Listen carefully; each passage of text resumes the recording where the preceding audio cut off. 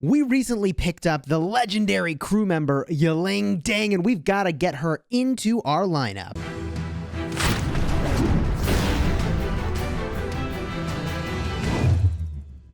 Hello my friends and welcome back. I'm Chisgule Gaming, and this video has been sponsored by the makers of Infinite Galaxy. We recently picked up this legendary crew member, and they are phenomenal. We get a look at their stats here, and they are boosting warship armor and shields. But there's more. If you put them into the deputy spot, they're also improving warship health as well. This feels like one of the stronger combatants that's available in the game, and I've got to get her into my lineup. But there is more if you do want to use her as a captain.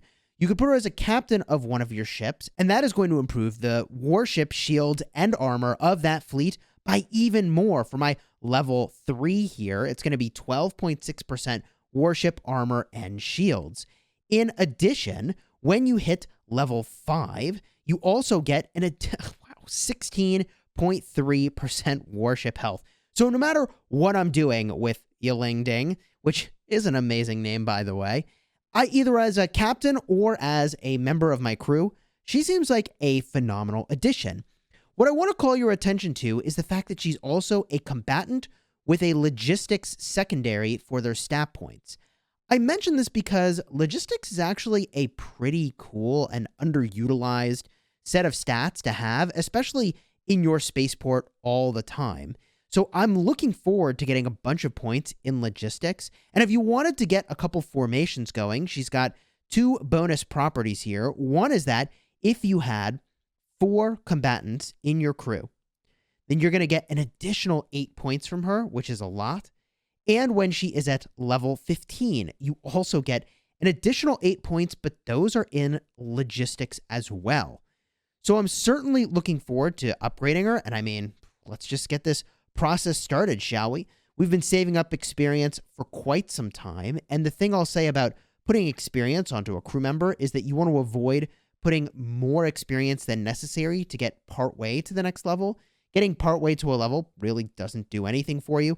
I'm going to be leveling her up a whole heck of a lot here, and so I'm not too worried about that right now.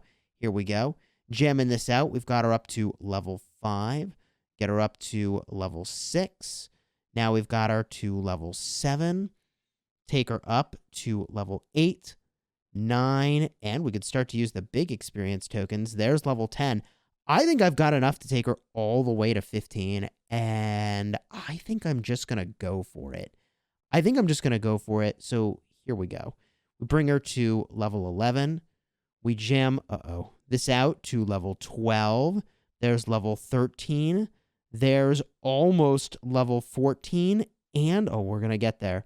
We're going to get there, but barely. There's level 15, baby. Woo! Woo-hoo.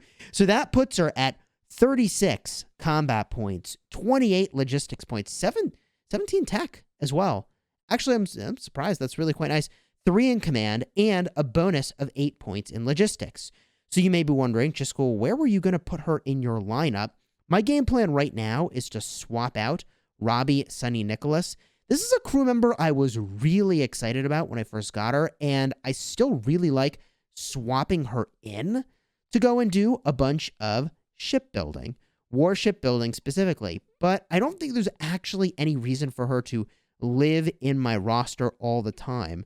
So this is a crew member where I'm sort of feeling like I didn't have to actually put a ton of experience into her, did I?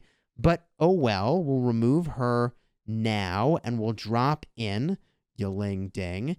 And that gives us a lot of points in combat and logistics to work with at the cost of tech. In fact, on the topic of tech, if I could muster one more point, just one more point, I could get another skill in tech. But let's go and apply the points that we do have now.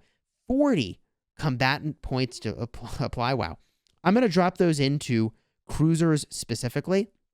I use cruisers very extensively, so that's something I'm very excited about and is a very easy choice. On the logistics front, it's honestly kind of tempting to reset my build and to put more points into this right over here. I find myself doing a lot of planet gathering right now for titanium steel. It's right next to my city. It's also something that I've got a lot of tech, I guess core module tech, that helps me do really, really efficiently. I'm going to drop some points into here. My build has become such a mess. I may just need to redo this at some point anyways. I really like in logistics the repair cost reduction. Repair costs are insane. I also really like the repair speed. I have spent days repairing my warships after we battled into the Zone 3, the final zone in the game. Man, that's been rough. If I could get one more point into tech, that would reactivate some of this warship armor, which would be really nice. One final optimization I want to talk about is just my composition of my crew members here across the different disciplines: logistics, combatants, staff officers, and there's currently 10 slots that are available to me. You need to have typically 4 crew members fulfilling a certain requirement. So for instance, 4 crew members that are engineers, as an example, in order to get the benefit across all of your engineers, which is really good. You get like an extra 20 points. I probably should be looking to specialize in 2 of those disciplines, and with what I have now, it probably should be combatants and engineers. But you know, at this point, I'm pretty much tapped on experience anyways, so it'll be a long time or some amount of spending before I can go and actually invest in any other crew. For now, I got a really solid pickup in Yiling Ding. I think she's a crew member that's worth picking up whenever you've got the opportunity and putting a few skills into her. And as, man, either someone who is going to be in your crew or as a captain, I think she has a whole heck of a lot to offer. But I'll be eager for your thoughts down below in the comments. And until next time, you have fun smashing your nebula.